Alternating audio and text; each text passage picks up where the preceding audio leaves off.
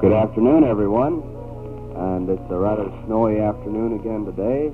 On the weather scene, partly cloudy with a few snow flurries, throughout the rest of this afternoon and this evening.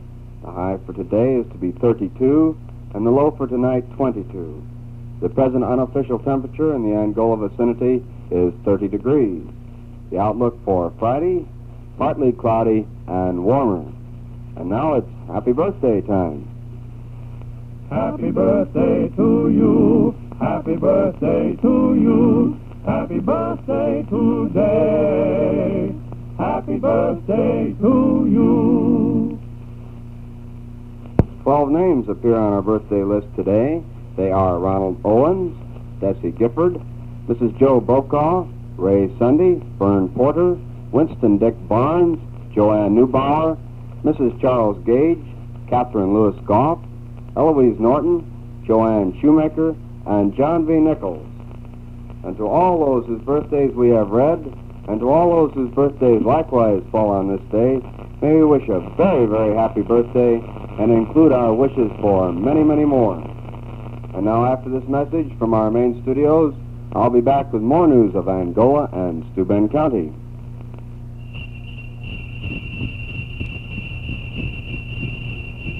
Here's a special isogram from the North Pole. Santa Claus will be here at WTVB every afternoon at 5:45, Monday through Friday until Christmas, to read the letters of all the children over the air.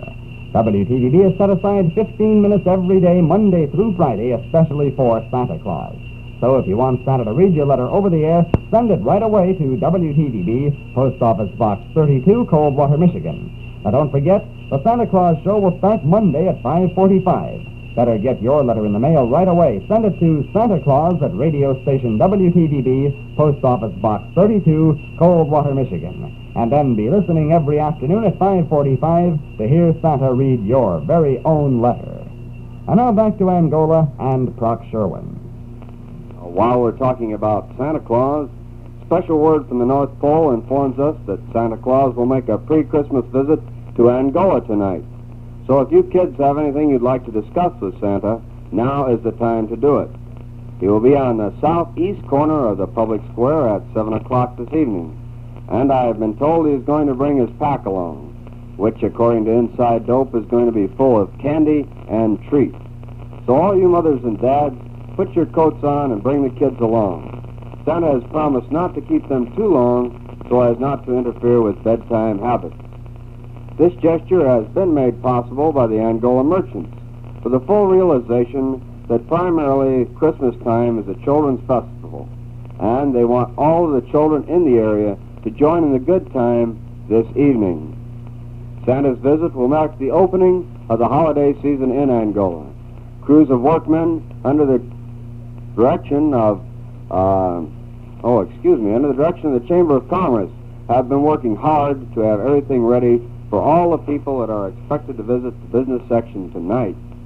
Christmas season, according to Wendell Gerard, head of the Merchants Division of the Chamber of Commerce, says the displays, windows of the stores in the city, with their lighting effect, will be an attraction worth coming miles to see. According to Mr. Gerard, who adds that not only the show windows, but the entire stores, with their special stocks of suggested Christmas gifts, will be completely lined with attractions and new lines of merchandise that will be revealing and of great help to those who are still considering the choice of Christmas gifts for members of their family or friends. We have been informed of 2 accidents today, which occurred earlier this week. The first at 10:05 p.m. on Monday the 29th, 6 miles west of Angola on US 20.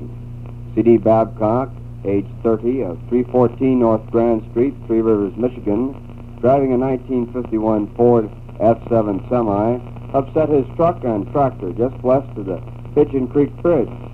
He was reported to have said he was going east on US 20 when something caught in the rear dual of the trailer, throwing the vehicle out of control and upsetting it.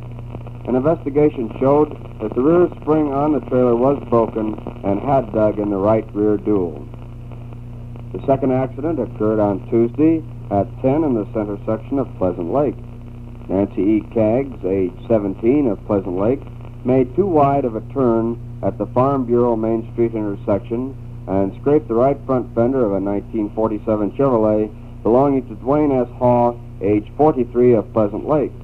Haw had his car parked near the intersection, but in an approved spot. He was not present at the time of the accident, but was advised as to what had happened by an observer. Mrs. Shaw was later questioned and stated her windows were frosted, which had made visibility very poor. She was charged with making an improper wide right turn and may also be charged for leaving the scene of an accident without first talking to an officer. A quick look on the sporting scene shows us that last night Tri-State College played a very impressive game. But first, before the start of that college basketball game, several of the fraternities and sororities entered floats in a victory parade. The parade started at the college, where the floats were judged, then went uptown, around the square, and over to the high school gym, where the college started its basketball season. The Victory Cup, which was given to the fraternity with the best float in the parade, went to the Alpha Sigma Phi fraternity. The final score of the game was 97-43, as the Engineers of Tri-State College won their opening game of the season from Giffen. The Engineers took an early lead, and the outcome of the game was never in doubt. The scoring for Tri-State was fairly well divided, as Don Chambers hit for 19 points, Dick Lyle for 16, Tom Reynolds for 12, Brad Webb for 13 points, and Jim Bledsoe hit for 8. For Giffen, most of the scoring was done by Rubuck with 20 and Late with 15 points. The game was not as good a test of the possibilities of the team, as Giffen didn't have the team they were thought to have had. Tri-State's next game will be next Thursday night at Indiana Tech, which promises to be a very, very interesting game. We have as a guest today Mr. Wayne Swift, who is appearing in the interest of the Boy Scout paper drive. Mr. Swift, welcome to Angola News on the Air. Thank you very much, Mr. Sherwin, for the opportunity to appear on this program as a representative of Troop 181 of Angola.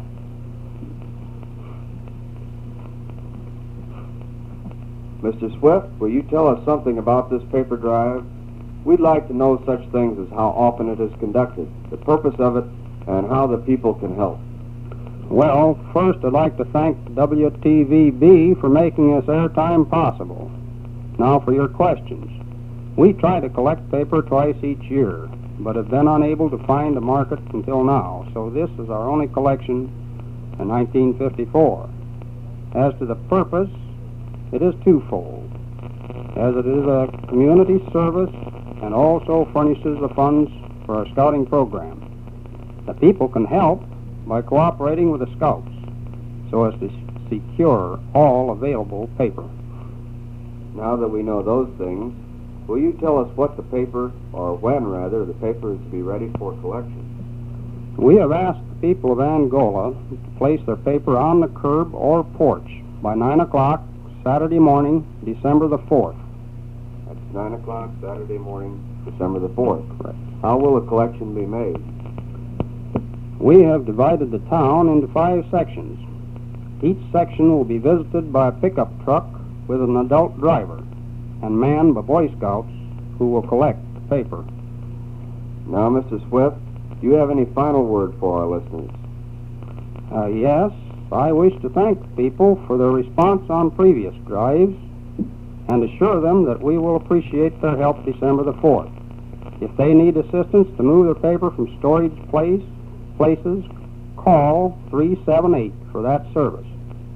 Thank you very much, Mr. Wayne Swift. It has been good of you to sit in with us today, and we are sure that the people of Angola will wholeheartedly support the Boy Scouts in this paper drive and make it the most successful yet. Again, thanks so much. Thanks again for the airtime and also for the assurance that our drive will be successful. And now, after a word from our announcer, we'll be back with more news of Steuben County. This is Dr. Robert H. Baker speaking. As president of the Michigan State Medical Society, I am pleased to recommend to you the work of the tuberculosis associations in Michigan. As every doctor knows, tuberculosis is much more than a medical problem. It is primarily a social problem, and success in dealing with it depends a great deal on social measures designed against it. It is in this area especially that the work of the tuberculosis associations is most effective. The reduction of tuberculosis depends upon good public health practices, and public health in turn depends upon an informed and enlightened public. It is here that we all depend upon the tuberculosis associations who have worked so well for so long in this vital field. Your support of their work will do much toward hastening the day when tuberculosis is no longer a major public health problem. Now, once again, back to Angola and Brock Sherwin. I want to remind you people again, the senior class of the Fremont High School is sponsoring a chili supper Friday, December the 3rd, from 5 to 7 p.m. It will be held in the school cafeteria, and the price of the tickets are 50 cents for adults and 35 cents for children under the 7th grade. There will be a joint officers meeting at the Eagle Hall at 8 o'clock Friday night, December the 3rd. The regular meeting of the Eagles Auxiliary will be held December 6th. This will include their 3-month birthday night, which is held to celebrate the birthdays of the members which occurred during the last quarter. We have also been advised that the 2-year trustee chair is declared vacant. The annual Christmas party of the Fremont Home Economics Club will be held this evening in the KFP Hall in Fremont. There will be a cooperative dinner to be served at noon, secret pals will be revealed, and a gift exchange will be held. Members are asked to note change of meeting place. The Fremont Methodist Church will have their annual Christmas dinner this evening in the church basement. Swiss steak will be served from 5 to 7 o'clock. Price of the tickets is $1 for adults and 50 cents for children under 8 years of age. The North Scott Ladies' Aid will meet today at the home of Mrs. Fern Beard. Potluck dinner will be served at noon. I guess that potluck dinner has already been served, and a Christmas exchange is to take place this afternoon. The home demonstration chorus will meet at the Christian Church December the 6th at 1:30 p.m. Those interested in joining the chorus are asked to attend and become a member of the Home Economics Club. The regular meeting of the Woman Auxiliary of the Holy Farm Episcopal Church will hold a Sunday evening in the parish house with Mrs. Emma Jackson, President, presiding. The next regular meeting will be held December the 12th. The Eagle, we already have the Eagle announcement. That's all we have for today.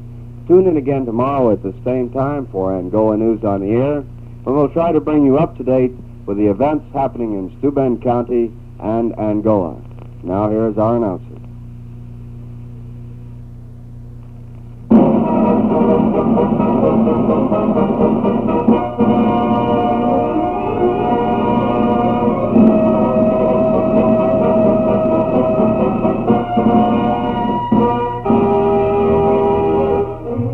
This has been a program of news from Angola and Steuben County, Indiana, Angola News on the Air, coming directly from WTVB's Angola studio on the campus of Tri-State College and presented today by WTVB. Your Angola reporter was Brock Sherwin. Tune in tomorrow for another program of Angola News on the Air, and for further details on this and other news, see your local papers, the Angola Herald and the Steuben Republican. This is WTVB AM or FM, Coldwater, Michigan.